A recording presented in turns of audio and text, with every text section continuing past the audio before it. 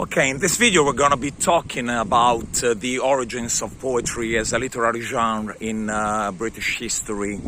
The origins of poetry date back to the 15th century when Wyatt and Surrey first translated Petrarch's sonnets into English, so giving way to the possibility of really making novel writing in English. First, they just acquired the Petrarchan scheme, which was based on 2 quatrains and 2 tercets. But later on, 1.5 centuries later, William Shakespeare manipulated this scheme, turning it into a 3 quatrain and 1 heroic couplet scheme. Basically, Shakespeare wanted to make sonnets more dynamic, and in fact the reason why he chose to use this scheme was that the first 2 quatrains usually are used to set the situation, the atmosphere. Take for example, shall I compare thee to a summer day? In the first 2 quatrains he poses the question, is it a good thing to compare the person you love, your beloved one, to a summer day like this? Well, actually, as you can see in the video, the sun is in a way too hot, but as there are a lot of clouds in the sky, its complexion, that is, its heat, can be sometimes be dimmed by a cloud. So you basically feel cold and hot. So 2 excesses and excessive situations which must be avoided, because for one thing to be beautiful you need balance, you need to avoid excesses. So the answer is no. The person you love must not be compared to such a short thing as a summer day. You do have to remember that in this case the beloved person is the fair youth. But what happens as the sonnet progresses? He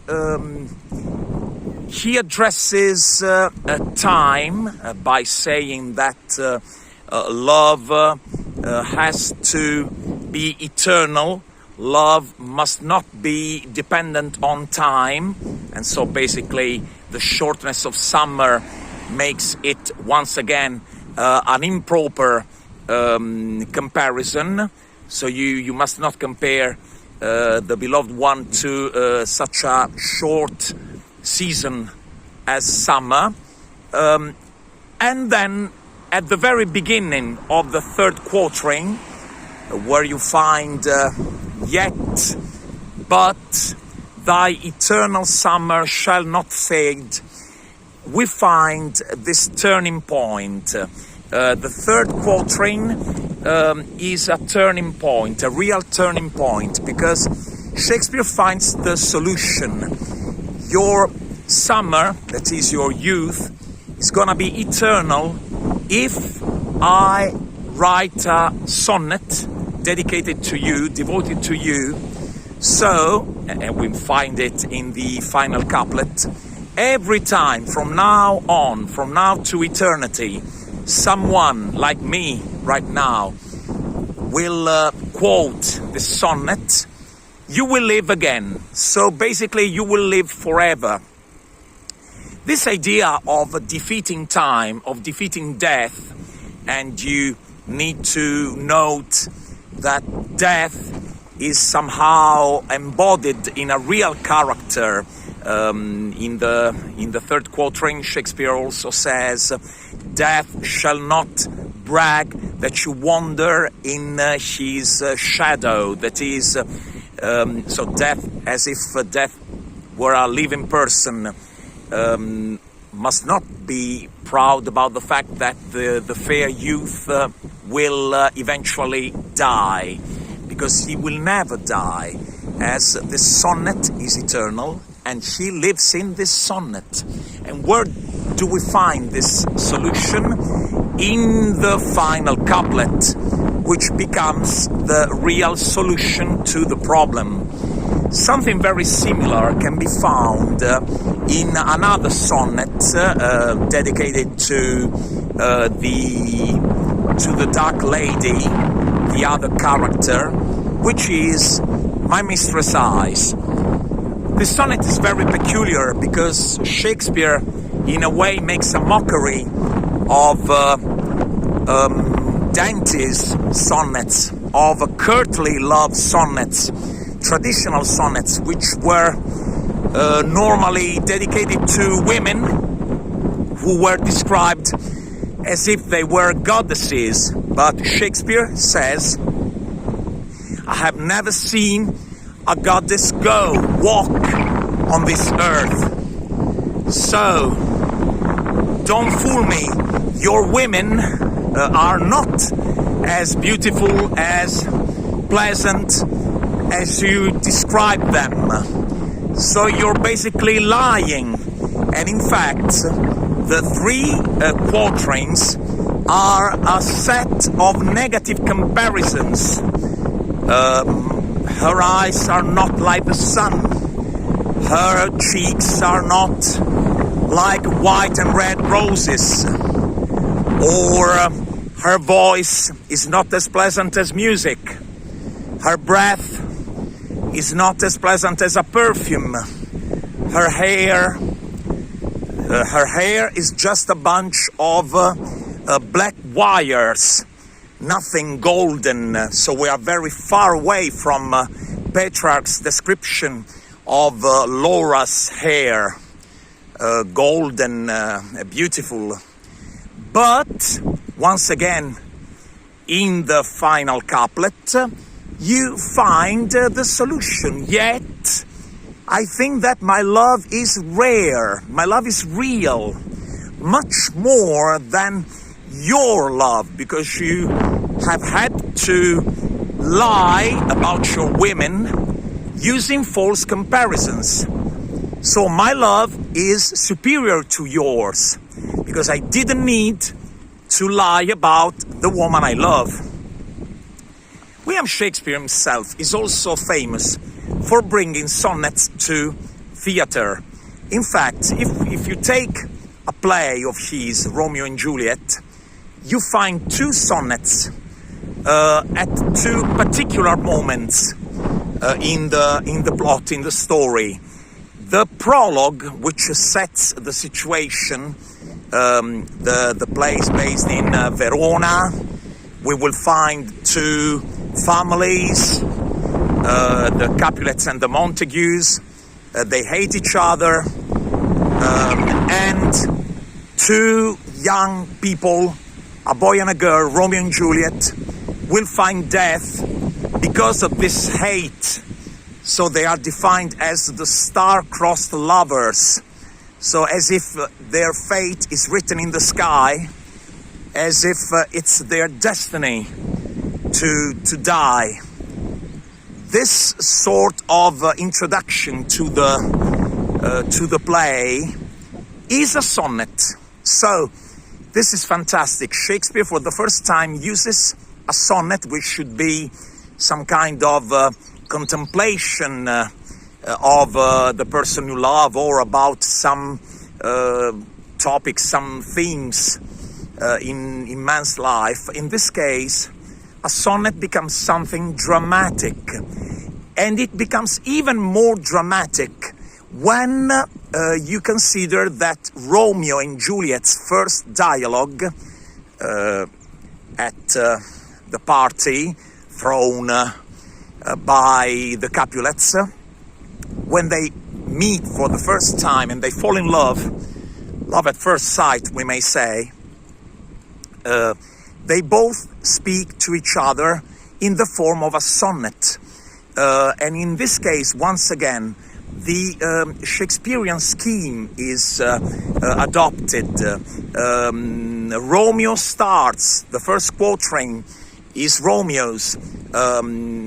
He is trying to kiss Juliet, So he tries with a comparison. He says, your lips, your face, your body is like a holy shrine, and I am like a pilgrim. I would like to kiss this shrine as if it were a holy thing.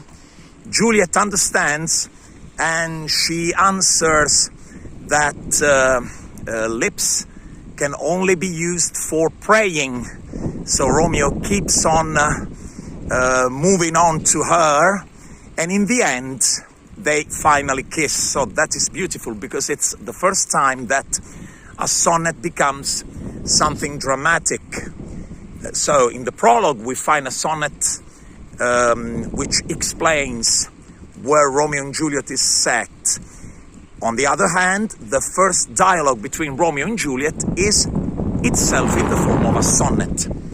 Moving on to John Donne and John Milton. So we are at the end of our journey, and we are in the 17th century, so basically in the Renaissance period. John Donne is the father of the metaphysical poetry. So first you need to remember that metaphysical must not be understood, conceived as something philosophical.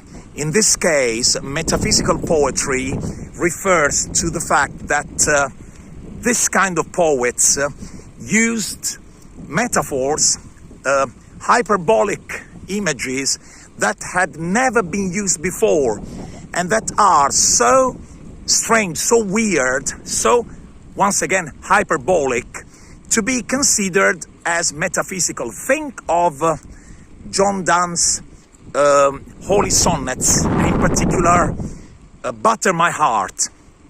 He gives a sharp explanation of what the bondage of the will is, when he says that if it were for him, he would love God, he would open his heart to God, but he can't, because his will is not free, but it is bound to commit evil.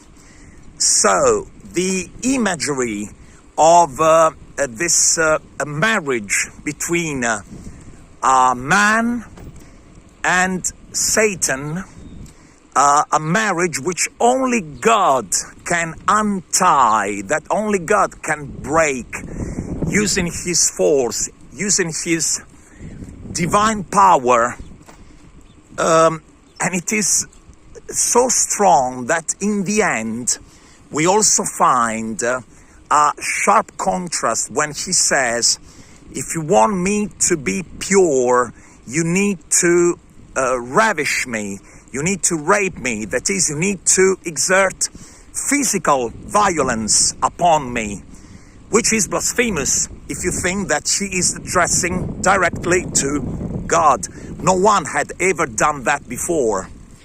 Other strong passages in this sonnet, Butter My Heart, are the moment when he says that even reason, which should defend man from sin, is weak or untrue. So this confirms Martin Luther's idea that reason is not an instrument in the hands of God, but more often Satan uses our reason to make us stop believing, make us stop having faith, which is, according to Martin Luther, the only thing we can do. We can only be faithful, have faith in God, and find out who we are. We need to find out the talent that God gave us when we were born.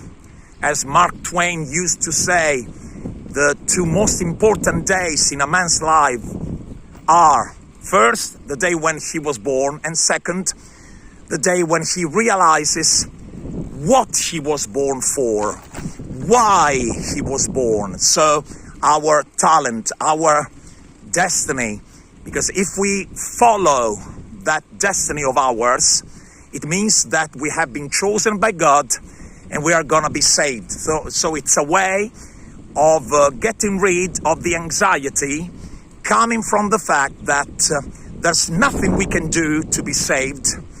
We may go to hell, we may go to heaven, it doesn't depend on us. The only thing we can do is trying to find out if we are some of the chosen people, and the only thing we can do is having faith and finding out if God has a plan on us. And if He does, we need to follow that plan and become who we are, because in that case we're going to be successful in life, in our profession, in our jobs. We're going to be rich, which is not bad according to Protestant ethics. Becoming rich, becoming successful is not in contrast. This is what Christians say, but Protestants say that if you become rich and successful, it means that God has a plan on you and you're gonna be saved.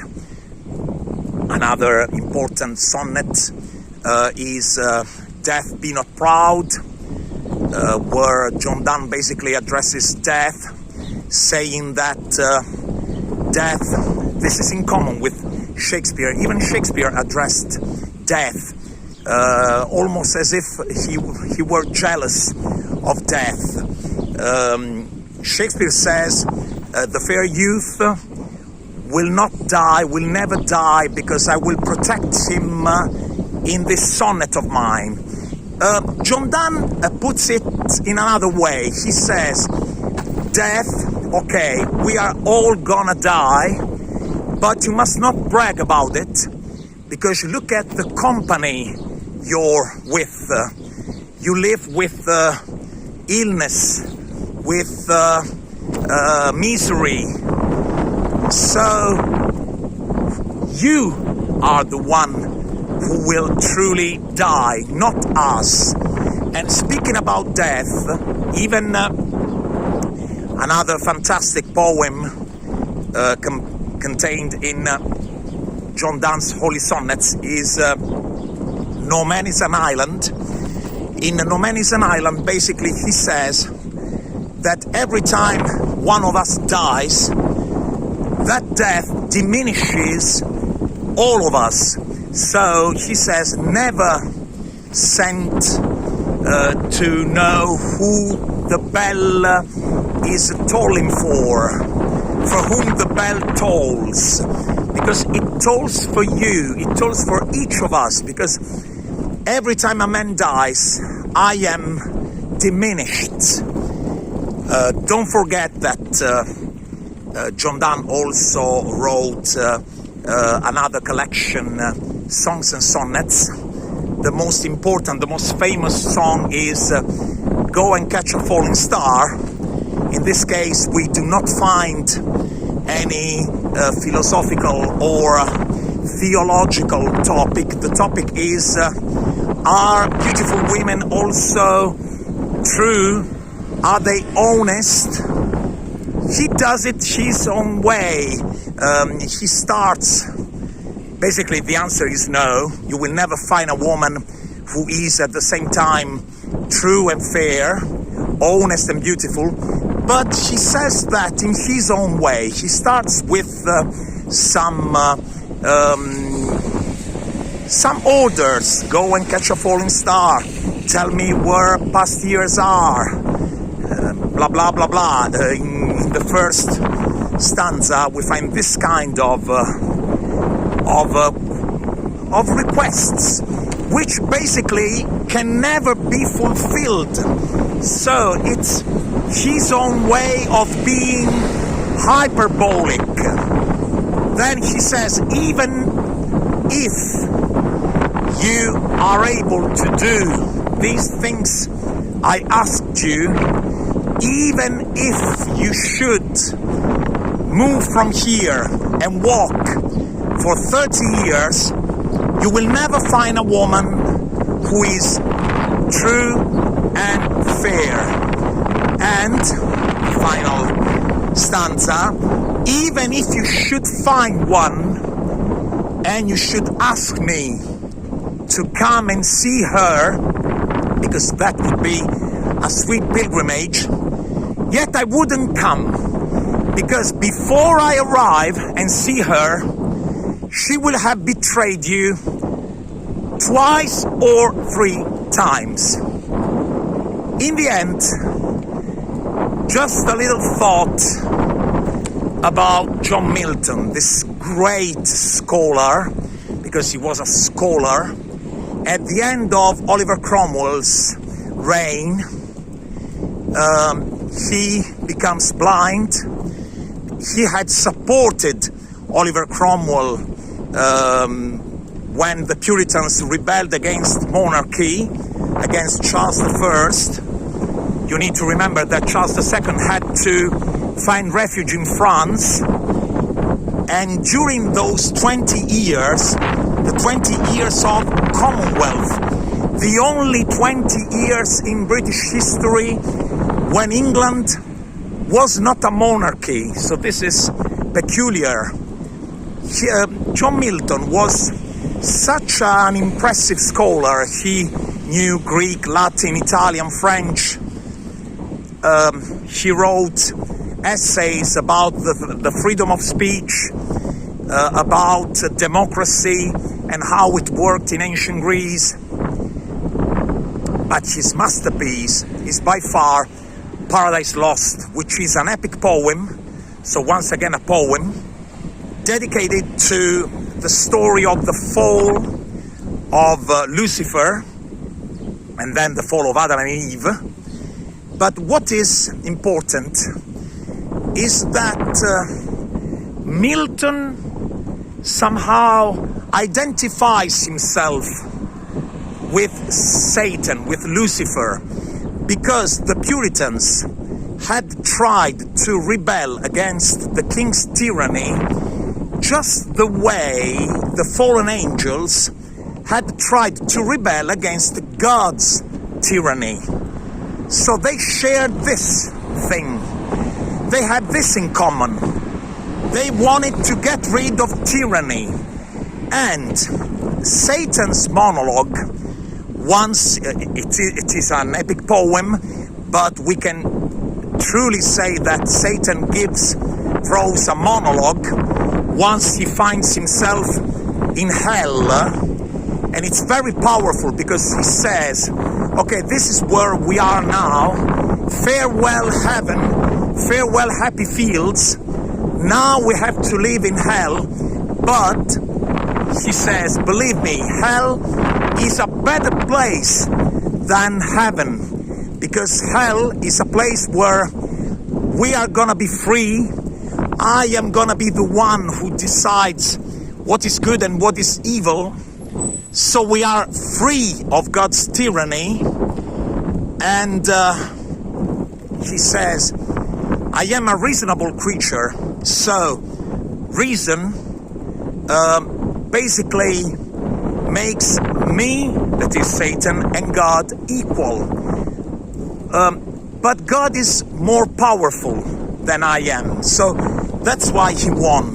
And that's why I'm here in hell. But reason doesn't change, he says. And even though we are in hell, this place, in our reason, in our mind, is a heaven, because we are free. And that's why he says it is better to reign in hell than to serve in heaven, which is really powerful.